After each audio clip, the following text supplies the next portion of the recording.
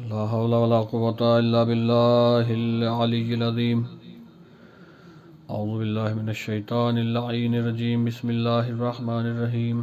الحمد لله الأول بالأول كان قبله والآخر بالآخر يكون بعده الذي قصرت عن رؤيته أبصار الناظرين وعجزت عن ناته أوهام الواصفين. ابتدع بقدرته الخلق ابتداء واخترعهم على مشيته اختراء. وتعز من تشاء وتذل من تشاء بيدك الخير إنك على كل شيء قدير. كل من عليها فان ويبقى وجه ربك ذو الجلال والإكرام. الصلاة والسلام على أشرف الأنبياء والمرسلين وخاتم النبيين طه وياسين سيدنا ومولانا حبيب قلوبنا طبيب نفوسنا غوثنا غياثنا مولانا مولا الثقلين محبوب رب المغربين والمشرقين ولي الدارين إمام القبلتين جد الحسن والحسين بالقاسم محمد. اللهم صل على محمد وعلى آل بيته الطيبين الطاهرين المعصومين المظلومين المنتجبين المنتخبين ولعنة الله على أعدائهم أجمعين من يومنا هذا إلى قيام يوم الدين. أما بعد فقد قال الله تبارك وتعالى في كتابه محكم وقوله متقن. بسم الله الرحمن الرحيم. لقد كان لكم في رسول الله أسوة حسنة. صلوات پڑھیں محمد والے محمد پر. اللهم صل على محمد وآل محمد. حضرات گرامی قدر، عزاداران مظلوم کربلا، ماتمداران سید الشہداء اور عاشقان حیدر کرار، ظاہر ہے کہ یہ مہینہ ماہ مبارک رمضان کا مہینہ ہے. وہ مہینہ کہ جس مہینے کو اللہ نے اسے اپنے مہینے سے موسوم فرمایا ہے کہ یہ میرا مہینہ ہے، برکتوں کا مہینہ ہے، رحمتوں کا مہینہ ہے، مغفرتوں کا مہینہ ہے. یہ وہ مہینہ ہے کہ جس میں اللہ انسان کی مغفرت کے لیے توبہ کے ابواب کو مفتوح کر دیتا ہے، کھول دیتا ہے، اور اللہ اپنی نعمت کا دسترخوان اتنا وسیع اس مہینے میں کر دیتا ہے کہ اپنے تمام بندوں کو دعوت دیتا ہے، اے میرے بندو، اگر تم نے گناہ انجام دیے ہیں، اگر تم نے کار بد انجام دیے ہیں تو آؤ، یہ میرا مہینہ ہے، اس مہینے میں آؤ، استغفار کرو، میری بارگاہ میں آؤ، مجھ سے توبہ طلب فرماؤ، میں گناہوں کو معاف کر دینے والا ہوں، میں توبہ کو قبول کر دینے والا ہوں. اور اس مہینے کو اللہ وحدہ لا شریک اور اس کے برگزیدہ پیغمبر ختم مرتبت حضرت محمد مصطفیٰ صلی اللہ علیہ وآلہ وسلم کی برکتوں کے محو حضور قرآن کریم کی بہار قرار دیا گیا ہے. یعنی یہ مہینہ قرآن کریم کی بہار ہے، اور حدیث کے مطابق اس ماہ مبارک رمضان میں ایک آیت کے پڑھ دینے کا ثواب پورے قرآن کے پڑھ دینے کے ثواب کے مساوی اور برابر ہے. اللہ کا حبیب کہ جس کے اوپر وہ کتاب نازل ہوئی جسے قرآن کریم کہا گیا، اور اس مہینے کا اعزاز یہ ہے کہ وہ قرآن کریم بھی اسی مہینے میں نازل ہوا. اس میں پروردگار اپنے حبیب، اپنے ہادی برحق، اپنے پیغمبر، اپنے میسنجر، اپنے رسول، اپنے ہادی برحق کی سیرت کو تمام کائنات کے لیے روشناس کرا رہا ہے، اجاگر کرا رہا ہے، اور ایک دعوت فکر دے رہا ہے پوری انسانیت کے لیے کہ میرے رسول کی سیرت تمہارے لیے اسوہ حسنہ ہے.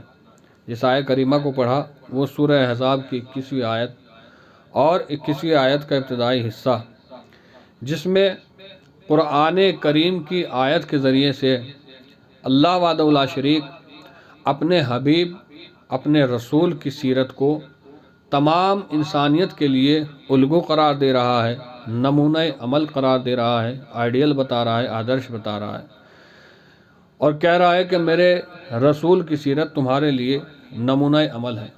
اب جب قرآن کی آیت قرآن میں درج ہے کہ رسول کی سیرت ہر انسان کے لیے نمونہ عمل ہے، تو اب ہر انسان کی ذمہ داری، ہر انسان کا فریضہ یہ ہے کہ اپنے ہر عمل کو رسول کی سیرت سے ٹیلی کرے، اپنے دماغی اپج سے یا کسی اور کے ذریعے سے اپنے عمل کو نہ ملائے۔ یعنی کہنے کا مطلب یہ ہے، اب نماز پڑھے تو ایسے پڑھے جیسے رسول پڑھتے تھے، روزہ رکھے تو ایسا رکھے جیسے رسول رکھتے تھے، سفر کرے تو ایسے کرے جیسے رسول کرتے تھے، حج کرے تو ایسے کرے جیسے رسول کرتے تھے۔ یعنی دامن رسول کو چھوڑ کر اللہ کہنا یہ چاہ رہا ہے کہ انسان، زندگی گزارنے والے، اس دنیا میں رہنے والے انسان، تجھے ہر وہ فعل جو انجام دینا ہے میری رضا کے لیے، وہ کسی اور کا دامن سے متمسک ہونے کے بعد انجام نہیں دینا ہے، بلکہ میرے رسول کے دامن سے متمسک رہتے ہوئے انجام دینا ہے۔ اگر نماز پڑھنی ہے تو ایسے پڑھو جیسے رسول نے پڑھی ہے، اگر روزہ رکھنا ہے تو ایسے رکھو کہ جیسے رسول نے رکھا ہے۔ ایسا نہ ہو کہ کچھ رسول سے لیا، کچھ اور غیر رسول سے لے لیا۔ اگر غیر رسول سے لے کر تم نے عمل انجام دیا ہے تو تمہارا وہ عمل قابل قبول نہیں ہے۔ بارگاہ الہی میں، بارگاہ رب العزت میں وہی عمل قابل قبول ہوگا جو سیرت رسول سے متمسک ہوتے ہوئے چلا آتا رہے گا۔ صلوات پڑھے محمد وآل محمد پر۔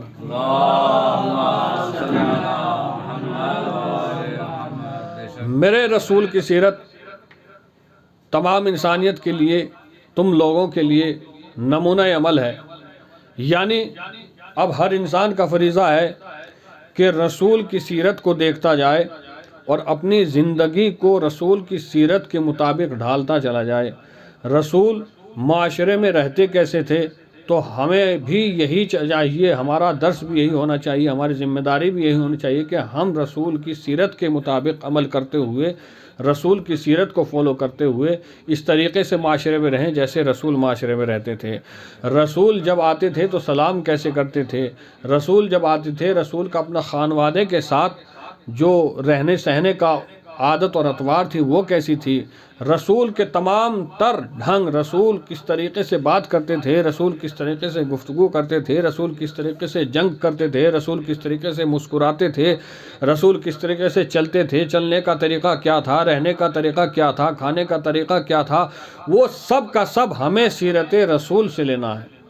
اس لیے کہ قرآن میں اعلان ہو گیا ہے تمہارے رسول کی سیرت تمہارے لیے نمونہ عمل ہے، اور یہ واقعاً جو شخص سیرت رسول کو فالو کرتا ہوا اپنی زندگی کو گزارے گا، نہ اس کی زندگی میں کوئی غم ہوگا، نہ اس کی زندگی میں کوئی پریشانی ہوگی، اور وہ راہ نجات کو حاصل کر لے گا۔ اب سوال یہ ہوتا ہے کہ اللہ نے تو اعلان کر دیا کہ میرے رسول کی سیرت تمہارے لیے نمونہ عمل ہے۔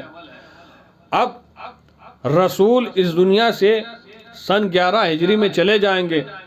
اب رسول کے بعد جو دنیا آنے والی ہے، رسول کے بعد جو لوگ آنے والے ہیں، وہ کس کی سیرت کو دیکھیں، وہ کس کے عمل کو اپنا نمونہ عمل بنائیں، وہ کس کی رفتار و گفتار کو دیکھ کر اپنی رفتار و گفتار کو ٹیلی کریں۔ تو عقل یہ کہتی ہے کہ جب اللہ نے اعلان کیا ہے کہ میرے رسول کی سیرت تمہارے لیے نمونہ عمل ہے، تو رسول کے بعد جس کو فالو کیا جائے گا، رسول کے بعد جس کی سیرت پر عمل کیا جائے گا، تو وہ ہو بہو بالکل رسول جیسا ہو۔ یعنی کہنے کا مطلب یہ ہے کہ اب رسول جب زندگی دنیا سے چلے جائیں، جب 11 ہجری کے بعد رسول چلے جائیں، تو تمہیں کسی اور کی سیرت پر عمل کرنے کی ضرورت نہیں ہے، بلکہ تم ایسی شخصیت کو تلاش کرو کہ جو اٹھے تو رسول کی طرح اٹھے، جو بیٹھے تو رسول کی طرح بیٹھے، جو کھانا تناول کرے تو رسول کی طرح کرے، جو جنگ کرے تو رسول کی طرح کرے، جو سلوک کرے تو رسول کی طرح کرے، جو چلے تو رسول کی طرح چلے، جو بیٹھے تو رسول، یعنی تمام کے تمام ارکان اس کے رسول جیسے ہوں، جس کی گفتار رسول جیسی ہو، جس کی رفتار رسول جیسی ہو، جس کا لہجہ رسول جیسا ہو، جس کی تبلیغ رسول جیسی ہو، جس کی واعظ و نصیحت رسول جیسی ہو۔ اب ہمیں رسول کے بعد ایسی شخصیت کو فالو کرنا ہے جو ہو بہو رسول جیسا ہو، جس کی عقل رسول جیسی ہو، جس کی شکل رسول جیسی ہو، جس کی شریعت رسول جیسی ہو، جس کی شخصیت رسول جیسی ہو۔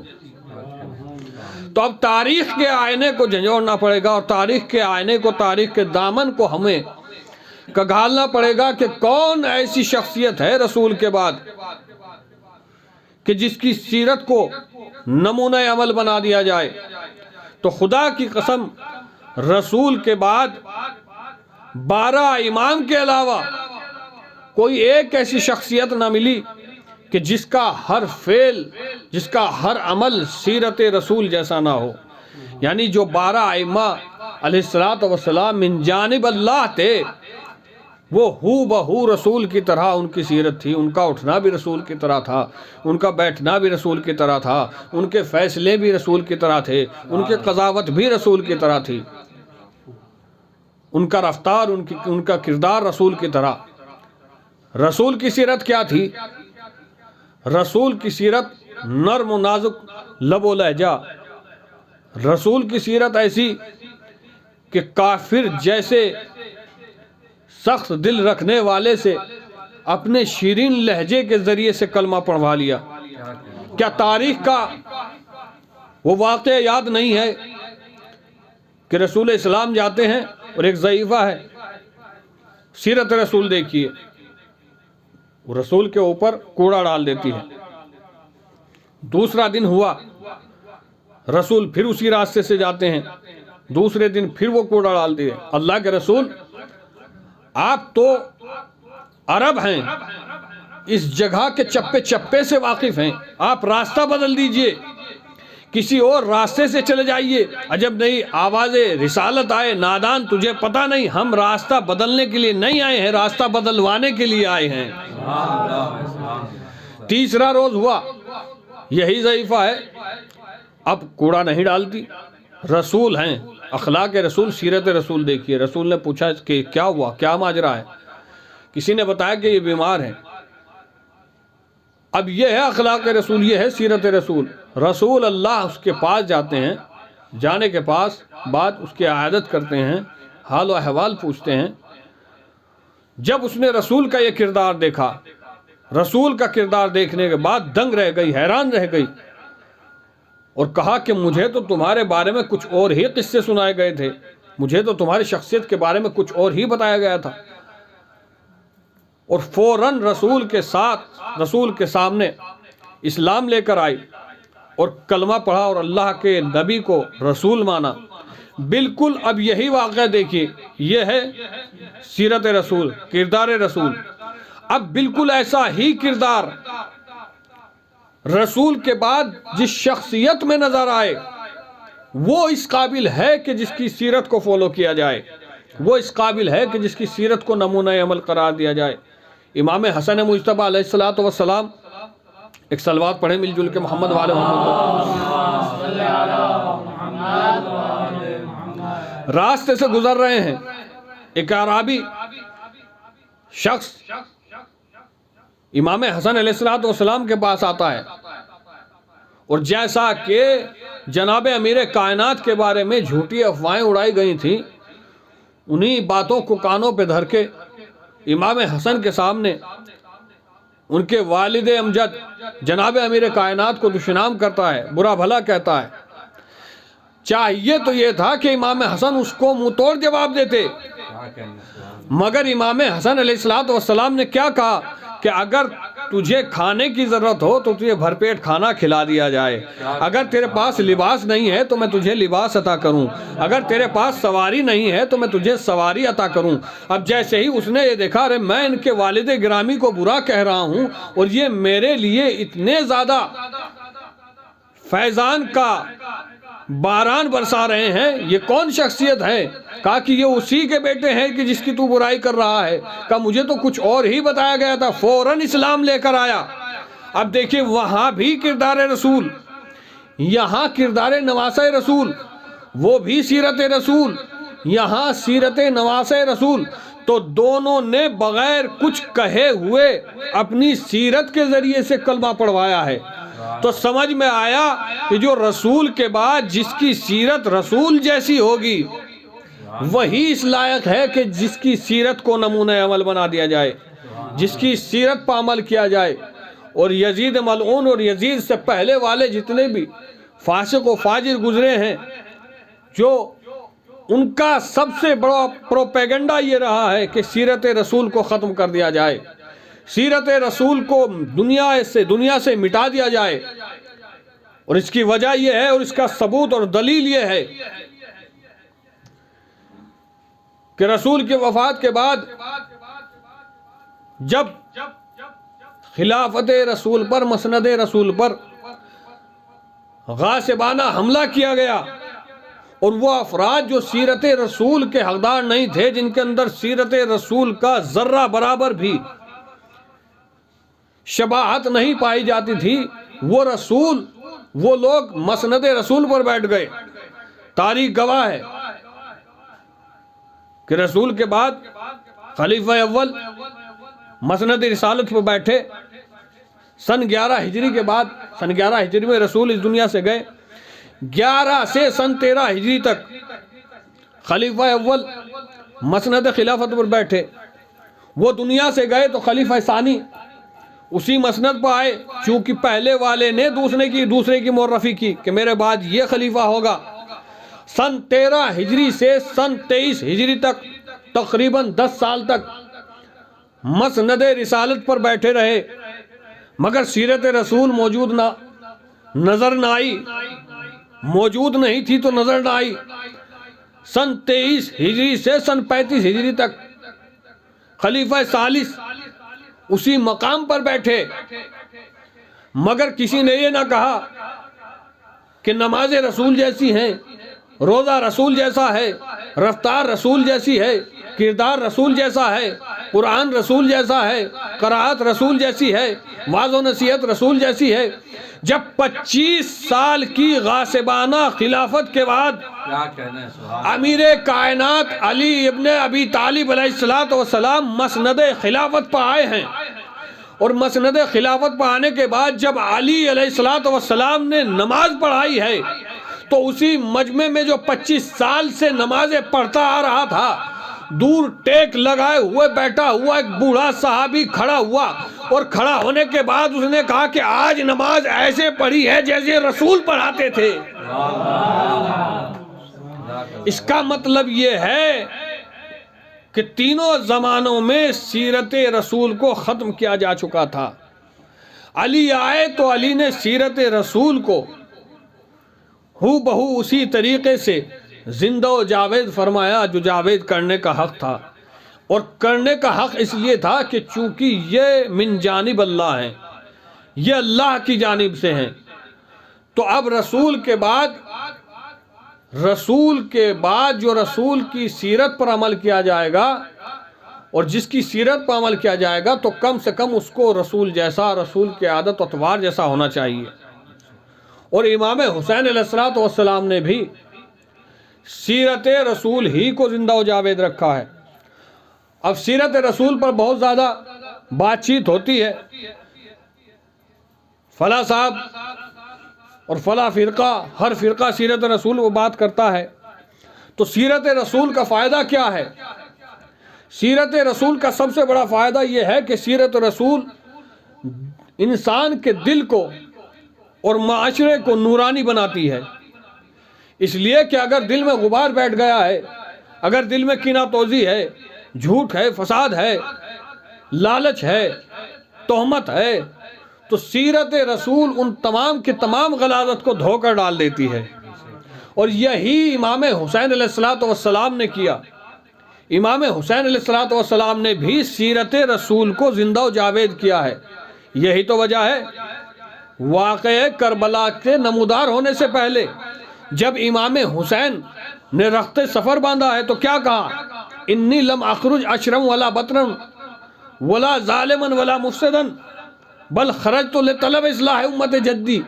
میں اپنے جد کی امت کی اصلاح کے لیے نکل رہا ہوں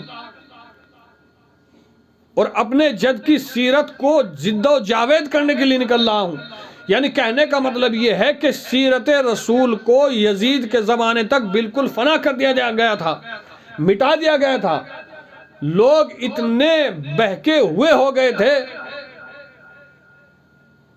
کہ غیر رسول کو رسول اللہ کہنے لگے تھے. ماں اور بہنوں کی تفریق ختم کر دی گئی تھی. ماں اور بہنوں کی عزت کو ختم کر دیا گیا تھا، یزید کھلے عام شراب خوری کر رہا تھا، زناکاری کر رہا تھا، یعنی سیرت رسول کو پامال کر رہا تھا۔ اللہ کے رسول نے اپنی سیرت کے اعتبار سے جس چیز کو حرام قرار دیا تھا، یزید نے اس کو حلال قرار دیا۔ رسول نے جس چیز کو حلال قرار دیا تھا، اس نے حرام قرار دیا تھا۔ یہی تو وجہ تھی کہ امام حسین نے کربلا بسائی ہے، اور امام حسین نے سیرت رسول کو زندہ و جاوید کرنے کے لیے کربلا کا میدان تیار کیا ہے۔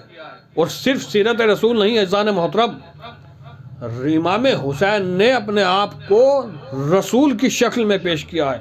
توجہ، بڑا جملہ کہہ رہا ہوں، صرف سیرت رسول نہیں، امام حسین نے اپنے آپ کو رسول کی شکل میں پیش کیا ہے، تاکہ کل آنے والا مورخ یہ نہ کہہ دے کہ ہم نے حسین سے جنگ لڑی ہے۔ اس لیے کہ امام حسین جب میدان قتال میں گئے ہیں تو لباس رسول کو پہن کر گئے ہیں، شمشیر رسول کو لے کر گئے ہیں، اور بار بار فوج یزید کو دکھایا ہے کہ کیا تم اس لباس رسول کو نہیں پہچانتے؟ کیا تم اس امامہ رسول کو نہیں پہچانتے؟ کیا تم اس شمشیر رسول کو نہیں پہچانتے؟ کیا تم اس رہوار رسول کو نہیں پہچانتے؟ سب سے اقرار لیا کہ پہچانتے ہیں۔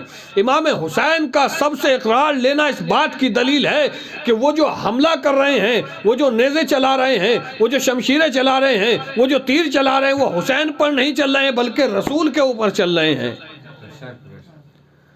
اب کوئی یہ نہ کہے کہ یزید جنت میں جائے گا۔ کوئی اگر یزید کا ذرہ برابر بھی خواہا ہے کہ وہ جنت میں چلا جائے گا، سب سے پہلے وہ جہنم میں جائے گا، اس لیے کہ یزید نے صرف حسین کو قتل نہیں کیا، یزید نے مشن رسول کو قتل کر رہا تھا، یزید رسول کو قتل کر رہا تھا۔ سیرت رسول نور بخشتی ہے، سیرت رسول جلا بخشتی ہے۔ بس وقت کم ہے، میں اپنے اس موضوع کو سمیٹ رہا ہوں۔ سیرت رسول کا سب سے پہلا ہدف یہ ہے کہ انسان کے دل کو منور کرتا ہے۔ جنگ احد ہے، مصعب ابن عمیر ابھی تازہ مسلمان ہوا ہے، جنگ لڑ رہا ہے، شہید ہو گیا، پورا خانوادہ ابھی کافر ہے، لیکن رسول کی رقابت میں آ کر اس نے جنگ کی، ایمان لے کر آیا، سیرت رسول کو اپنایا اس نے۔ رسول نے اس کے لیے دعا کی، ھذا عبد نور اللہ قلبہ، یہ بندہ ہے، اللہ نے اس کے نور کو منور کیا ہے۔ تمام اصحاب کے سامنے رسول نے مصعب ابن عمیر کے لاشے پر تمام اصحاب کو متوجہ کیا، اور متوجہ کرنے کے بعد کہا، ھذا عبد نور اللہ قلبہ، اللہ اس کے دل کو منور کرے گا، چونکہ اس نے سیرت رسول کو اپنایا ہے۔ اور اللہ کے رسول کی زبان سے نکلے ہوئے الفاظ کا اثر اتنا تھا کہ جو بھی اس کٹے ہوئے سر کے پڑے ہوئے لاشے سے سلام کرتا تھا، اس لاشے سے سلام کا جواب آتا تھا۔ جناب جون علیہ السلام امام حسین کے صحابی ہیں، میدان قتال میں امام حسین نے جناب جون کے لیے دعا کی، وہاں رسول نے دعا کی۔ سیرت رسول دیکھیے، جو سیرت رسول کے حقدار ہیں وہ صرف اور صرف اہل بیت اطہار ہیں، ائمہ علیہ السلام ہیں۔ جناب امام حسین نے جناب جون کے لیے دعا کی، اللہم بیض وجہہ وطیب ریحہ واحشر مع الابرار، پروردگار ان کا چہرہ روشن فرما دے، ان کے جسم میں خوشبو کو پیدا کر دے، ابرار کے ساتھ ان کا شمار ہو۔ تاریخ اور مقتل گواہ ہیں، وہ جون کے جو سیاہ فام تھے، اللہ نے ان کے چہرے کو اتنا منور فرمایا ہے کہ میدان قتال روشن ہو کر رہ گیا۔ وہاں رسول کے قول سے مصعب ابن عمیر روشن ہوا تھا، یہاں امام حسین کے قول سے جناب جون کا جسم اور روح روشن ہوئی ہے۔ کون جناب جون؟ وہ جناب جون کہ جب میدان قتال سج رہا ہے اور یزید کی فوجیں گام بگام میدان کربلا کو تنگ کر رہی ہیں، تو شب عاشور جناب جون امام حسین کے پاس آتے ہیں، کہتے ہیں مولا مجھے بھی میدان کارزار کی کل اجازت دینا۔ امام حسین کہتے ہیں جون دیکھو، یہ یزیدی فوج میرے خون کی طلبگار ہیں، تم سے ان کا کوئی لینا دینا نہیں ہے۔ اے جون، تم اپنے خانوادے کی طرف پلٹ جاؤ، دیکھو تمہارے بچے تمہارا انتظار کر رہے ہیں۔ جناب جون واپس جاتے ہیں، پریشان ہوتے ہیں، پھر دوبارہ آتے ہیں۔ آنے کے بعد مقتل بتاتا ہے کہ امام حسین جناب جون کو کچھ دینار دیتے ہیں، تقریباً 80 دینار دیتے ہیں، اور کہا جون تم چلے جاؤ۔ جناب جون پھر آتے ہیں، مولا مجھے میدان کارزار میں رہنے کی اجازت دے دیجئے۔ امام حسین جناب جون سے اصرار کرتے ہیں، جون تم اپنے بچوں کے ساتھ چلے جاؤ، تم اپنے گھر واپس چلے جاؤ، اس لیے کہ کل صبح عاشور نمودار ہو جائے گی، یزیدی فوج میرے ساتھ میں رہنے والے تمام اصحاب کو قتل کر ڈالے گی۔ اے جون، رات کا اندھیرا چھٹنے سے پہلے میدان کارزار سے چلے جاؤ۔ ایک مرتبہ جون نے ایک حساس بھرا جملہ کہا، اور جملہ یہ تھا کہ مولا میں جانتا ہوں آپ مجھے کیوں میدان کارزار سے بھیجنا چاہ رہے ہیں۔ ارے ہاں میں غلام ہوں، آپ آقا ہیں۔ مولا میں سیاہ ہوں، آپ نورانی ہیں۔ مولا میرے جسم سے بدبو آتی ہے۔ مولا اس لیے آپ مجھے اس قابل نہیں سمجھ رہے ہیں کہ میں آپ کے ہم رکاب ہو کر دشمن سے بدلہ لوں۔ ایک سننا تھا جناب امام حسین نے جناب جون کو گلے سے لگا لیا، اور گلے سے لگانے کے بعد کہا جون میرے لال، ارے تم تو ہمارے دل کی آرزو ہو، جون تم نے یہ کیا بات کہی ہے۔ عزاداران مظلوم کربلا صبح نمودار ہوئی، عاشور کا سورج نکل گیا، جناب جون اجازت لے کر میدان کارزار میں جاتے ہیں۔ میدان کارزار میں جاتے ہیں، ایک شیر نر کی طرح جنگ کرتے ہیں۔ کسی ظالم نے جناب جون کی آنکھ میں تیر مارا، جناب جون سے میدان میں گھوڑے پر نہ سنبھلا گیا۔ ایک مرتبہ زین سے زمین پر آئے، زمین پر آنے کے بعد ایک مرتبہ اپنے آقا کو آخری سلام کہا۔ امام حسین میدان کارزار کی طرف چلتے ہیں۔ ہاں عزاداران مظلوم کربلا، آنکھ میں تیر لگا ہوا ہے۔ جناب جون کے پاس امام حسین آتے ہیں، جناب جون کا سر